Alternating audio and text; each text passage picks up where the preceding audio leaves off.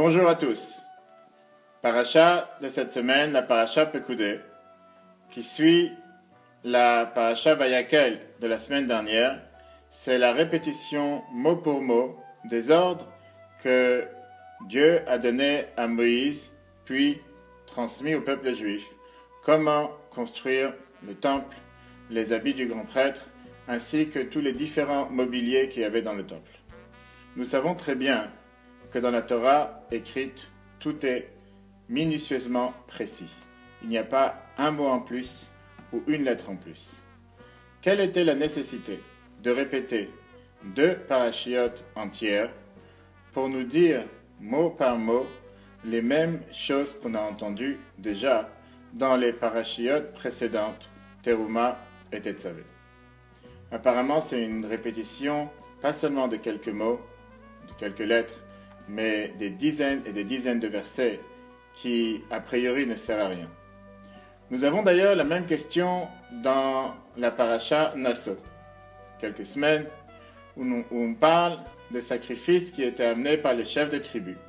Et à 12 reprises, la Torah répète exactement les mêmes versets pour nous décrire comment chaque chef de tribu avait amené le même sacrifice lors de l'inauguration du temple.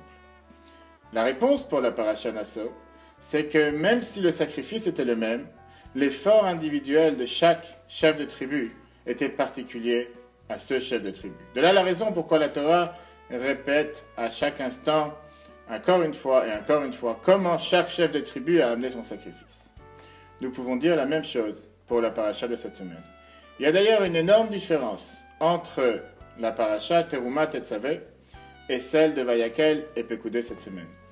Dans Teruma Tetzavé, c'était des ordres qui étaient tout d'abord transmis par Dieu, deuxièmement à Moïse en personne, qui était d'un niveau très élevé spirituellement, troisièmement, c'était transmis à Moïse en situation dans laquelle il était sur la montagne, dans les monts d'en haut, sans manger, sans boire, d'un niveau de spiritualité totalement élevé. Alors que dans la paracha Vayakel Pekoudé, là on voit les ordres, comment ils ont été accomplis par le peuple juif, dans ce monde d'en bas, ce monde matériel, ce monde terrestre, comment ils ont été accomplis avec de l'or, l'argent, le cuivre, et comment Moïse a transmis ces ordres au peuple juif. Et quel enseignement pour nous est très simple. Combien de fois on peut se sentir bas, rabaissé, en se disant que, après tout, je suis une simple créature terrestre, matérielle. Comment pourrais-je satisfaire la volonté de Dieu sur terre? Comment pourrais-je faire en sorte que Dieu soit content et ait de la satisfaction de mes actions quotidiennes?